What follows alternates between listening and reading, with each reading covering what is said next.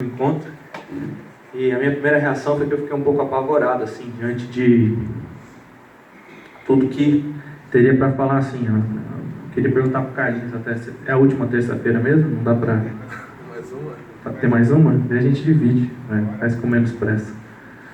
Eu estou num conflito aqui que eu estou tentando abrir ele no celular para acompanhar e ter um retorno, e o celular está em guerra comigo. Mas vamos lá, vou ficar aqui meio de lado, como a gente tem feito, e a gente vai caminhando.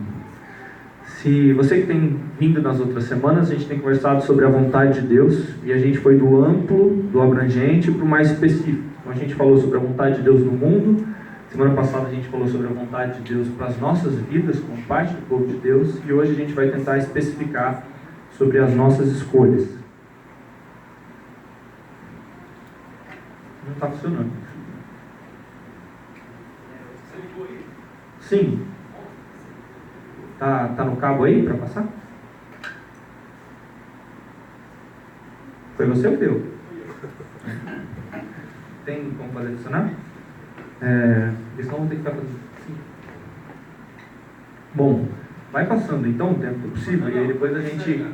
Então, mais alguns segundos, gente.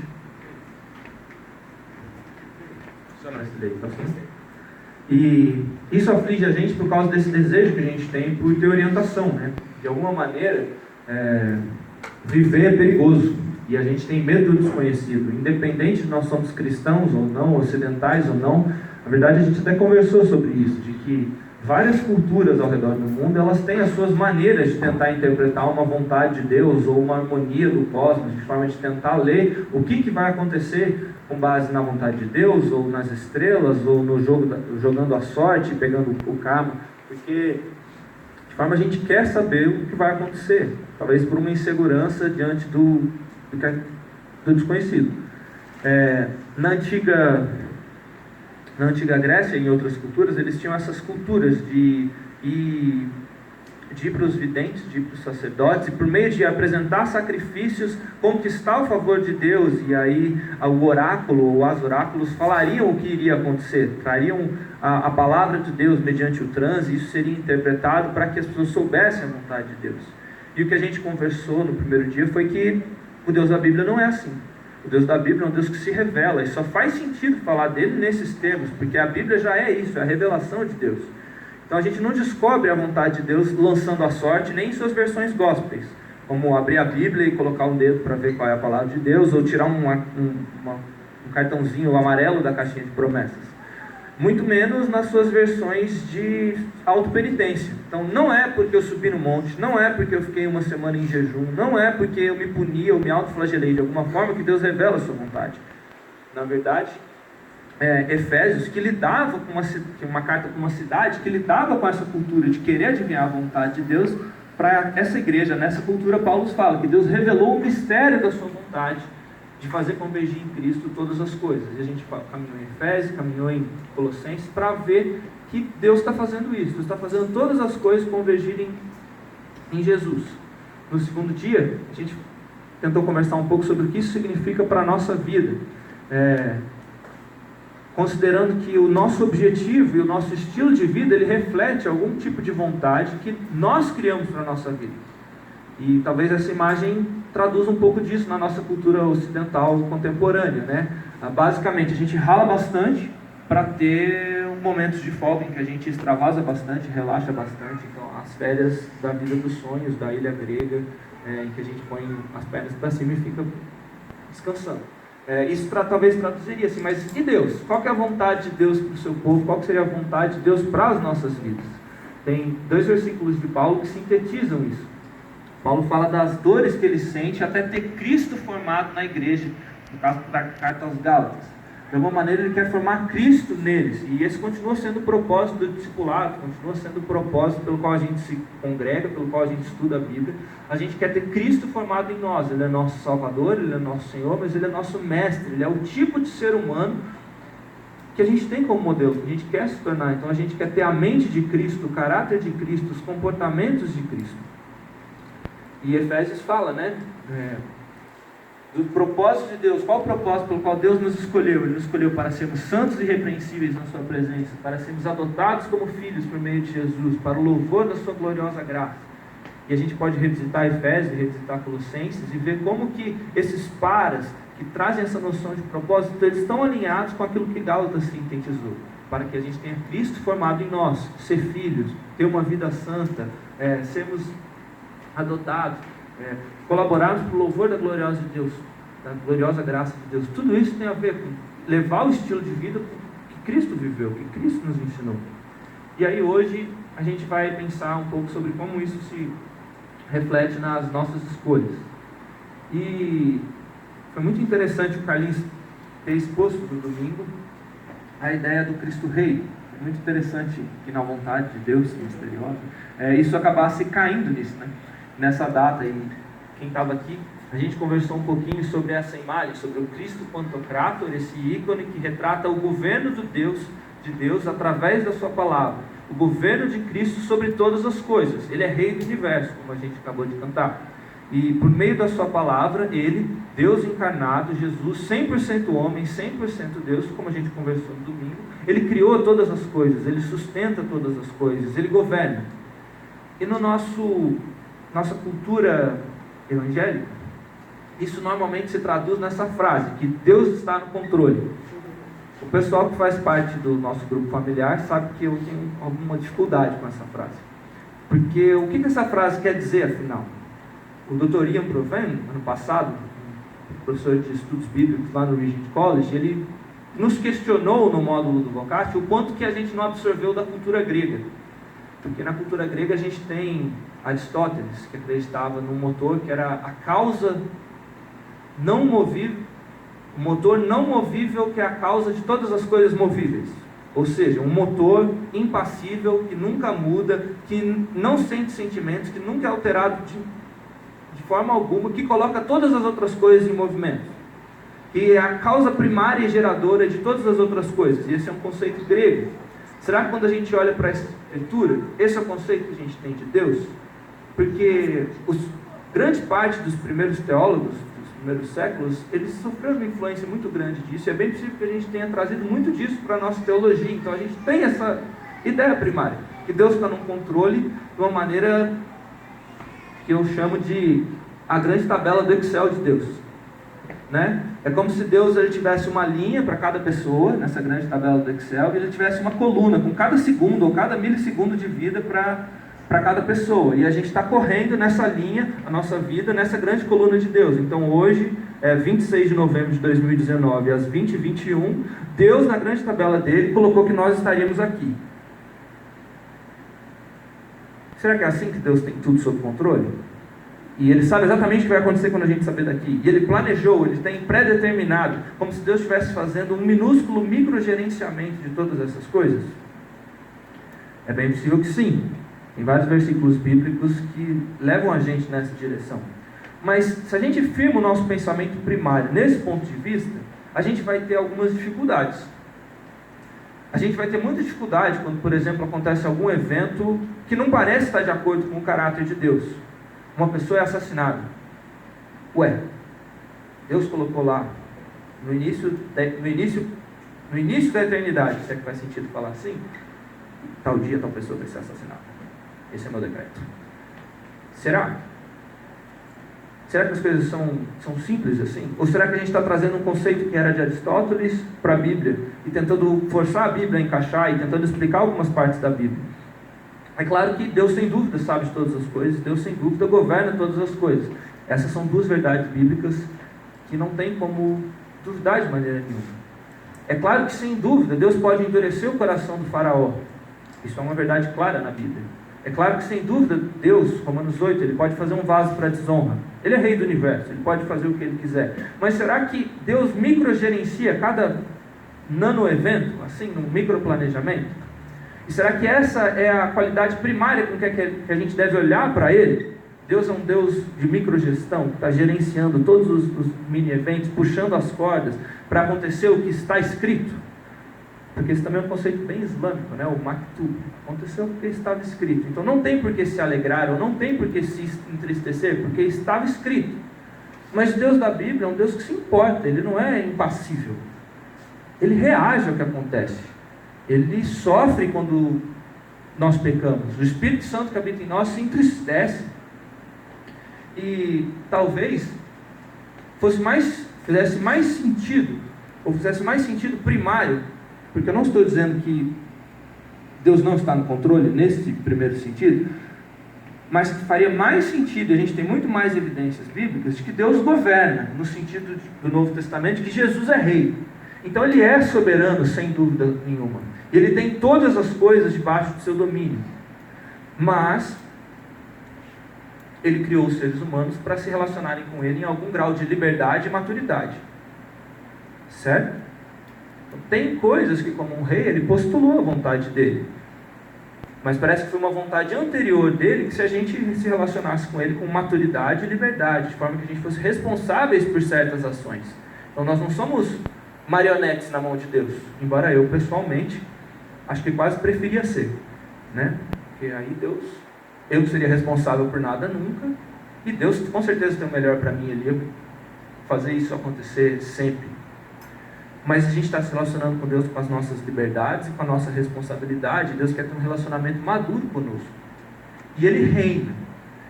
E Ele é soberano sobre tudo que acontece. Então talvez da mesma forma que um rei dos tempos em que a Bíblia foi escrita, ele era soberano sobre o território dele. E mesmo assim aconteciam coisas dentro desse território que ele não queria, que eram contrárias às leis e os desejos dele.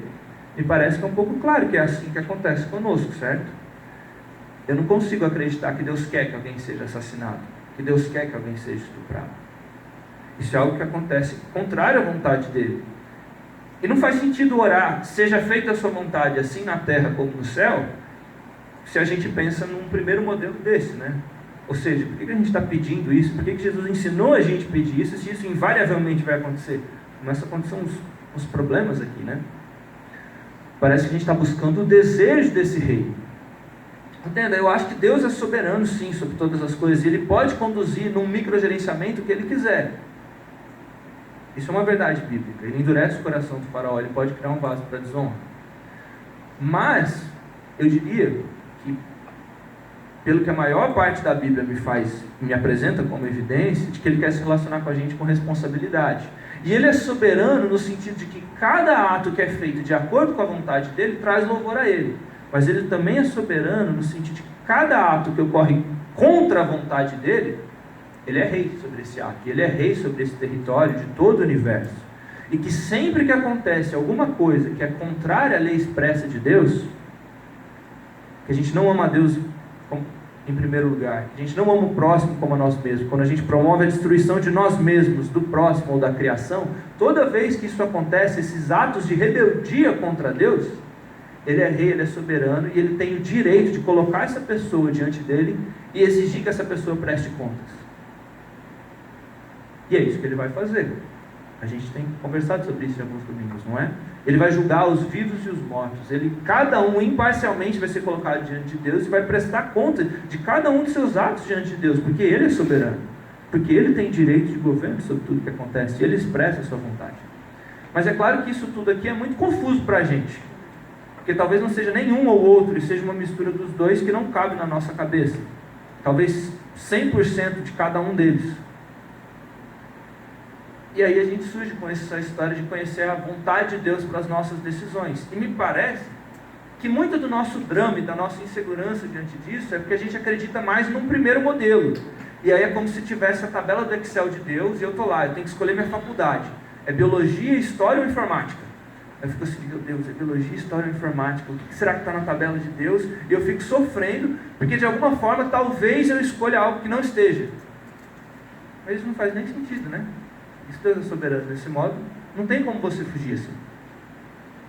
E se Deus é soberano do outro modo, as perguntas não são exatamente essas. E boa parte da crise, parece ser na linguagem do Dr. Bruce Waltke, que a gente comentou, que é uma das referências para a gente, é porque às vezes a gente quer ter os pensamentos de Deus sem ter o relacionamento com Deus. A gente quer ter um pensamento de Deus, a gente quer um fiapo da decisão de Deus para o dia 26 ou para o dia 27 de novembro ou para o ano que vem. Mas a gente não quer cultivar a mente de Deus, a gente não quer cultivar o caráter de Deus, a gente não quer fazer isso no relacionamento com Deus. E como a gente viu nos últimos 2 encontros, tudo passa por isso, né? Por Deus estar reconciliando todas as coisas em Jesus e por Ele estar formando Cristo em nós. Então a gente não vai adivinhar um pensamento solto. Na verdade, a gente vai aprender a ser mais parecido com Jesus, porque essa é a vontade de Deus. Talvez a gente devesse submeter as nossas decisões a essa expectativa de como nós vamos ser mais ou menos parecidos com Jesus. Diante disso, eu vou contar um pouco com a paciência de vocês, talvez isso vai dar certo. Eu queria falar sobre 2 alertas e sobre 4 princípios sobre isso das tomadas de decisões. Aí você fala assim, pô, ele tem 20 minutos para fazer 6 pontos. Vamos lá. Primeiro, eu queria falar não a uma coisa que ganhou áreas de piedade na nossa cultura evangélica, que é o teste de Gideão. Se você não está familiarizado, Gideão ele é um dos antigos juízes, líderes do povo de Deus, antes que Deus estabelecesse a monarquia. Ele é apresentado para a gente dos capítulos 6 ao 8 do livro de Juízes. E tem uma história de Gideão que fica bem emblemática para esse papo sobre a vontade de Deus, que é Gideão, Deus pede para ele fazer uma coisa, e ele fica testando Deus. Ele fala assim, Deus, permite que eu pegue um pouco de lã, molhe e coloque sobre a terra, e no outro dia de manhã a lã continue molhada e a terra esteja completamente seca. E depois ele fala o contrário. E ele vai testando Deus assim, porque ele precisa ter certeza que essa é a vontade de Deus. E a gente ouve essa história e a gente fica tentado a se comportar assim. E eu queria falar não ao teste de Gideão, porque basicamente a história de Gideão não está ali para ensinar a gente a fazer esse tipo de teste. Na verdade, Deus está condenando essa atitude. Eu vou passar rapidamente por isso, mas você pode revisitar isso na sua casa depois. Se você ler o capítulo 6 e o capítulo 7, você vai ver que nos primeiros versículos Deus aparece para Gideão e de cara a reação de Gideão é insegurança. E ele faz um teste sobre um sacrifício. Ele apresenta um sacrifício de pães e um sacrifício de um animal a Deus, e o anjo do Senhor toca esse sacrifício e esse sacrifício pega fogo. E isso já seria todo o teste necessário. Ele está falando com Deus. Deus confirmou o teste que ele pediu. Mas a história avança, e nos versículos 36 ao versículo 40 do capítulo 6, ele faz novamente esses 2 testes de lã, que são os da história mais famosa. Aí no capítulo 7, Deus fala claramente para Gideão que ele deve reunir o exército. Aí ele reúne e tem muita gente. Aí Deus, não, é menos pessoas. Faz aquele teste lá da água. Aí ele garimpa um certo tanto. Aí Deus fala para ele, ainda é muita gente, eu quero só 300. Então faz de outro jeito. Aí ele fica com os 300. Aí Deus já confirmou várias vezes. Deus está conduzindo isso. Mas ele ainda está com medo. O que fica extremamente claro no versículo 9. Gideão ainda está com medo. Ele já testou Deus 3 vezes. Mas ele ainda está covarde para assumir aquilo que Deus colocou para ele. E aí Deus fala assim, beleza, então pega o Purá, que é um servo, vai para o acampamento dos midianitas e ouve o que eles estão falando lá. E aí ele vai para o acampamento com o Purá, e eles ouvem o midianita contando um sonho, de que alguma coisa quebrou, e aí despedaçou, e ele fala assim, o midianita, o estrangeiro, fala assim, isso só pode significar que Gideão vai esmagar a gente. Aí, quando ele ouve o estrangeiro, o midianita, o inimigo de Deus, ele fala assim, tomei coragem, vamos lá buscar o pessoal, e agora a gente vai invadir o acampamento. Você consegue ver como a narrativa não apresenta Gideão como um exemplo de fidelidade, como alguém que ouviu a voz de Deus? Na verdade, a narrativa apresenta para a gente um Deus muito misericordioso, que mesmo quando os líderes que são colocados diante do povo são muito covardes e trêmulos em ouvir a voz de Deus e obedecer, Deus ainda cuida, Deus ainda age. O herói dessa história não é Gideão, o herói dessa história é Deus. Gideão falha em obedecer. Deus já tinha deixado muito claro o que ele queria que ele fizesse no versículo 22 do capítulo 6. Passei por esses capítulos depois. Então, eu queria falar não ao teste de Gideão. Como a gente comentou no primeiro dia, esses tipos de divinação ou formas de adivinhação são completamente abandonadas no Novo Testamento. A única evidência que a gente tem de algo similar seria quando eles lançam a sorte para escolher o substituto de Judas, e a sorte cai sobre Matias. Só que depois a gente não ouve mais falar de Matias. E depois, em Atos 2, você tem o Espírito Santo, e depois da descida do Espírito Santo, você nunca mais ouve nenhum tipo de caso em que as pessoas tentam adivinhar usando esse tipo de termos, de testes. Abandone o teste de Gideão. Ele quer falar muito mais sobre um coração duvidoso e covarde diante de Deus do que te propor um método para você discernir a vontade de Deus. Esse é o primeiro alerta. O segundo alerta é cuidado com o coração de Balaão. Balaão é apresentado para a gente em Números, capítulos 22 a 23.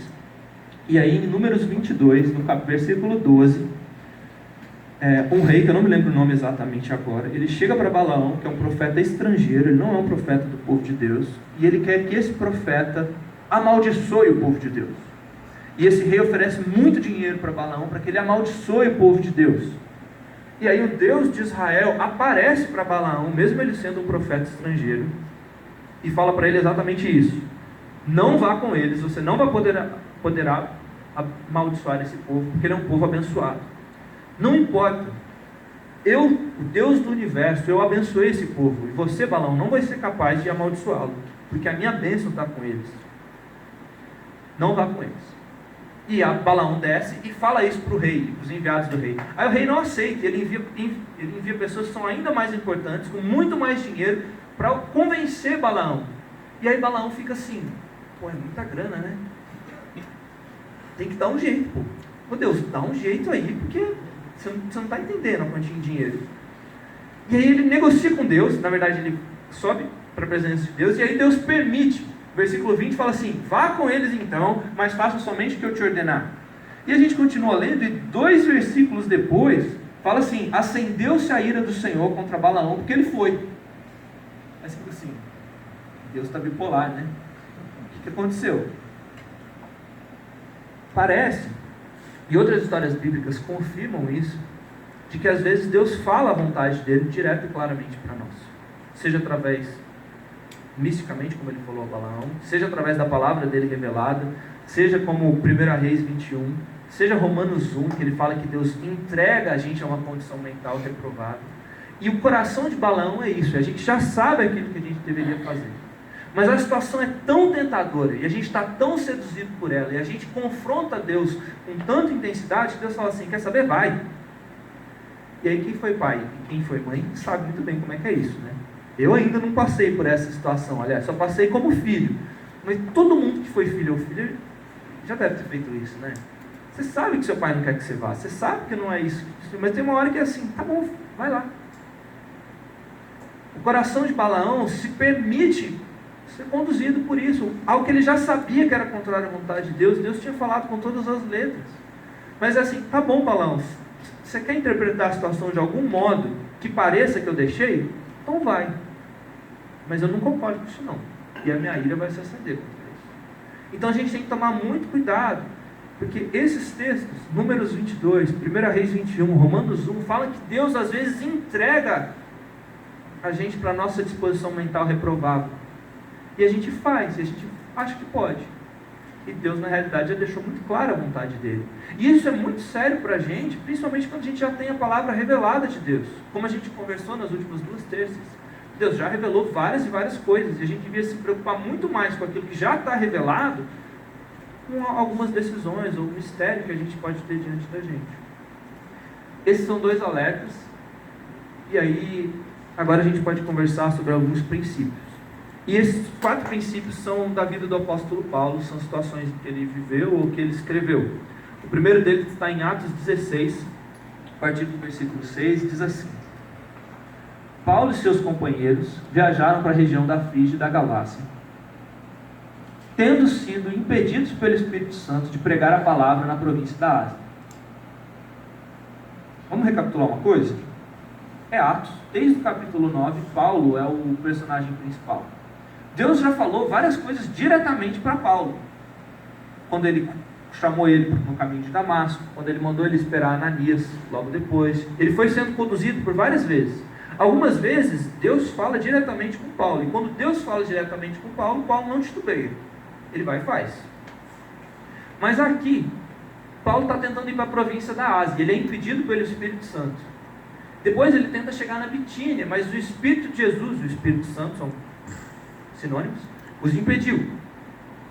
O texto não explica para a gente como. Isso é muito importante. Na verdade, o texto foi escrito depois. Lucas não está acompanhando Paulo escrevendo em tempo real, datilografando. Depois dos acontecidos, ele interpreta a história, e interpretando a história, registrando os fatos, interpretando a história de uma maneira inspirada por Deus, diga-se de passagem, ele fala, olha, agora, olhando do presente para o passado, eu entendo que foi o Espírito Santo que me impediu. Agora eu entendo que foi o Espírito de Jesus que não deixou a gente chegar na Bitínia. Mas na hora que a gente está movendo, não está escrito que apareceu uma visão, não está escrito que apareceu uma grande pomba transparente pegando fogo e falou, você não vai para Bitínia. Não está escrito nada disso. A situação não permitiu. O texto continua e fala assim, então eles contornaram a Mísia e desceram a Troade. Aí eles chegaram lá em Troade, eles estão tentando ir para os outros lugares, e bom, nada dá certo. E durante a noite, Paulo tem uma visão, na qual aparece um homem da Macedônia diante dele, e esse homem suplica, passa a Macedônia e ajuda-nos. Depois que Paulo teve essa visão, eles se prepararam imediatamente para partir para a Macedônia, concluindo que Deus tinha chamado eles para pregar o Evangelho. Na verdade, esse finalzinho, que Deus tinha chamado eles para pregar o Evangelho, é o que Paulo não tem dúvida, é tudo que ele está tentando fazer, o percurso inteiro, certo? E aí o que rolou aqui? Não está escrito, mas dá para a gente imaginar, e aí vamos tentar atualizar isso. Paulo tem um chamado claro, ele sabe o que ele tem que fazer, ele foi chamado para pregar o Evangelho aos gentios. Ele está tentando fazer isso, e ele está com a equipe missionária dele. Lucas está no meio, se você ler o início do capítulo 16, Timóteo acabou de integrar a equipe. Eles estão lá com a equipe missionária, e ele falou, quer saber? A gente não sabe se tem alguém pregando o Evangelho na Ásia. Bora para a Ásia. Timóteo, vai lá, compra umas passagens para a gente ir para a Ásia. Não tem passagem para ir para a Ásia. Crise dos combustíveis, a rodoviária está um caos, não tem passagem para ir para a Ásia. Bom, então bora tentar ir para a Bitínia. Não, também não vai dar para ir para a Bitínia. Greve no metrô, não dá para chegar na Bitínia. Bom, então o que a gente faz? Bom, Paulo, agora já está de noite, é melhor a gente dormir mesmo. Aí ele dorme. Mas beleza, então a gente espera até outro dia. E aí de noite ele tem um sonho. E aí no dia de manhã, tomando café da manhã com a equipe missionária, ele fala, galera, eu tive um sonho, sonhei isso, isso e isso. E aí eles discutem esse sonho, eles analisam tudo que eles tentaram fazer ontem, e vem agora esse sonho. E aí o texto está escrito que eles concluem. Ou seja, através do processo racional de análise, eles concluem que Deus estava chamando eles para pegar o Evangelho na Macedônia. E eu imagino, Timóteo, vai lá na rodoviária, vê se tem passagem para a Macedônia. Tem. Então é isso, vamos para a Macedônia. Está entendendo o que Paulo está fazendo? Está entendendo qual é o princípio por trás? Tem vezes que Deus deixa muito claro para Paulo, sobrenaturalmente, o que ele deve fazer. E aí ele faz. Mas tem vezes que não. E quando Deus não faz isso, Paulo não fica parado. Paulo toma uma decisão. E esse é um primeiro princípio para a gente, que ficou muito claro ali, né? Quando Deus não fala claramente aquilo que a gente deve fazer, a gente analisa e a gente toma uma decisão. A gente escolhe. E como que a gente escolhe? Bom, a gente não fica parado. Se Deus não falar para você claramente aquilo que você deve fazer, você está livre para fazer aquilo que você acha que você tem que fazer. Bom, então, se eu estou precisando de dinheiro, eu estou pedindo para Deus um emprego, e Deus não está abrindo um emprego, então eu vou assaltar um banco. Não. Né? Por quê? Porque a vontade revelada de Deus já deixou muito claro que não é para assaltar um banco. Que isso não está entre as categorias que está valendo, entendeu? Se Deus não fala nada, você tem a liberdade para escolher, você analisa e escolhe a decisão, você não fica parado. Mas você escolhe com base em quê? Você escolhe com base na vontade revelada de Deus. E aí a gente começa a entender aquilo que o Dr. Bruce Walker falou, que a gente não fica tentando adivinhar ou roubar os pensamentos de Deus quando é conveniente. A gente tenta viver conhecendo a palavra de uma maneira que a gente esteja encharcado dela, para quando a gente tiver que tomar uma decisão, a gente saiba considerar aquilo que está de acordo com os valores do reino de Deus. A gente saiba considerar aqueles que seriam as reações que são dignas, que são correspondentes a um discípulo de Jesus, a uma discípula de Jesus. Porque a gente quer, no final, ter Cristo formado em nós. Esse é o propósito. Então, se você está diante de uma decisão e você não sabe o que fazer, você escolhe. Nem que a sua escolha seja assim, vamos ficar em Troia de uma noite, vamos dormir aqui. Mas você escolhe. Você fala assim, não está no momento, não tem todos os elementos para tomar essa decisão, então eu escolho esperar, eu escolho dar mais um tempo, eu escolho ver se Deus Se eu vou ter mais um como indicativo, se Deus vai abrir ou vai fechar uma porta, para que então eu tomo uma decisão? Porque não tomar uma decisão é viver de acordo com o poeta secular, né? Deixa a vida me levar, vida leva eu, e isso dá desastre. Ou o poeta secular inglês, né? Let it be, let it be.